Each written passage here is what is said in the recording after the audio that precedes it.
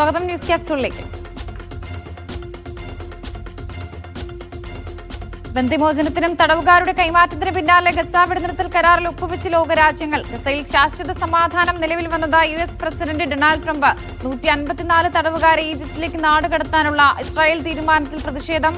രണ്ടാം ഘട്ട വെടിനിർത്തൽ ചർച്ചയുടെ.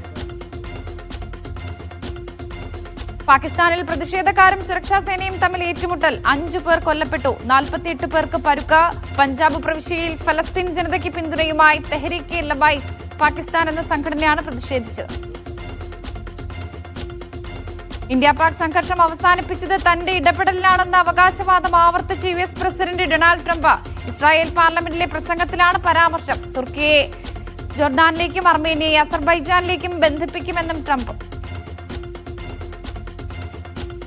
മഡഗാസ്കർ പ്രസിഡന്റ് ആൻഡ്രി റജോലിന രാജ്യം വിട്ടെന്ന റിപ്പോർട്ടുകൾ. 2 ആഴ്ചയിലേറെയായി സർക്കാർ വിരുദ്ധ പ്രക്ഷോഭം തുടരുകയാണ്. അതിനിടെ മഡഗാസ്കറിലെ സ്റ്റേറ്റ് TV പിടിച്ചെടുക്കുമെന്ന് സൈന്യം ഭീഷണി മുഴക്കിയിരുന്നതായി പ്രസിഡന്റിന്റെ ഓഫീസ് ആരോപിച്ചു. തിരുവായുധത്തിൽ US പ്രസിഡന്റിന് ഇരട്ട നിലപാടാണെന്ന് ചൈന. ചൈനീസ് ഉൽപ്പന്നങ്ങൾക്ക് 100% അധിക തീരുവ ചുമത്തി. ചൈനയുടെ പ്രതിരോധ നടപടികളെ അവർ ഭയക്കുന്നു. US-നെ ചൈനയ്ക്ക് ഭയമില്ലെന്നും ചൈന വാണിജ്യ മന്ത്രാലയ വക്താവ്. ഉക്രൈനു വേണ്ടി US കൂടുതൽ ആയുധങ്ങൾ കൈമാറിയേക്കുമെന്ന് റിപ്പോർട്ടുകൾ. ടൊമാഹോക്ക് മിസൈലുകൾ അയക്കുമോ എന്ന ചോദ്യത്തിന് കാത്തിരുന്ന് കാണാമെന്ന് ട്രംപിന്റെ മറുപടി. റഷ്യക്കെതിരായ പ്രത്യാക്രമണത്തിന് കൂടുതൽ സഹായം തേടി ഉക്രൈൻ പ്രസിഡന്റ് വ്ളാഡിമിർ സെലൻസ്കി ട്രംപുമായി ഫോണിൽ സംസാരിച്ചു.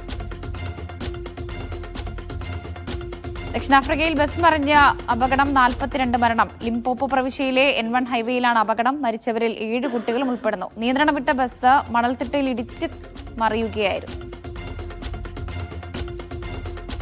മെക്സിക്കോയിൽ ദുരിതം വിതച്ച് കനത്ത മഴയും മിന്നൽ പ്രളയവും. ഇതുവരെ 44 പേരുടെ മരണം സ്ഥിരീകരിച്ചു. നിരവധി പേരെ കാണാതായി. 16,000-ലധികം വീടുകൾ തകർന്നു. Veracruz, Puebla, Hidalgo, San Luis എന്നീ സംസ്ഥാനങ്ങളിലാണ് കൂടുതൽ നാശനഷ്ടം. പാകിസ്ഥാനും അഫ്ഗാനിസ്ഥാനും സംയമനം പാലിക്കണമെന്ന് റഷ്യ. ഇരു രാജ്യങ്ങൾക്കുമിടയിൽ അതിർത്തി തർക്കം രൂക്ഷമായതോടെയാണ് റഷ്യയുടെ പ്രതികരണം. സാഹചര്യം നിരീക്ഷിച്ചു വരുന്നതായും റഷ്യൻ വിദേശകാര്യ മന്ത്രാലയം.